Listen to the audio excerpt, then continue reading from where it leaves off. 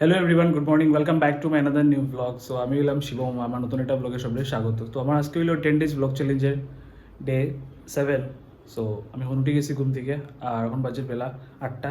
আর 8টার সময় দেখো কীরকম মানে ফ্রেশ ট্রেশ হয়ে আইসে, আর কীরকমভাবে রোদ আমরা দেখলাম। তোমরা কমেন্টে জানাইতে পারো যে তোমরা আর কোন দিকে এরকম রোদ। আমি হলাম আসাম শ্রীভূমির দিকে, আর কি অনেক বেশি গরম আমরা এদিকে, মানে অনেক বেশি। কদিন আছেন বৃষ্টি, আর এখন দেখো কীভাবে রোদ আমরা এদিকে।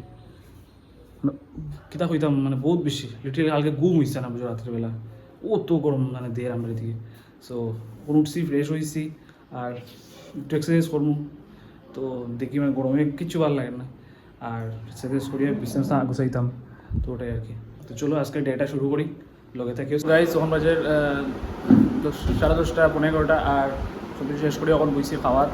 আর গরমের জ্বালায় আমরা দেখো এখানে রান্না করে ছাড়িয়ে আমরা ফ্যানের নিচে ড্রয়িং রুমে বিয়ে খাইলাম মা আর আমি, মানে অত গরম লাগে আমরা। তো আজকে সকালের খাওয়া কিন্তু দেখাইলাম না, ডাইল, শসা, একটা বড়া আছে এখানে, একটা সবজি। তো ওটাও সিম্পল সকালে। এই গরম আর খেতে খাইতে ওটাও যথেষ্ট। তো চলো খাওয়া দাওয়া করিলাই। তো গাইজ এখন বাজে গেছে 12:30, আর ভাত খাওয়ার পরে আমি একটা ভিডিও এডিট করলাম ফেসবুকের লেগে, আর একটা রিল এডিট করলাম, এটা আমি ইনস্টাগ্রামে ছাড়ার লেগে।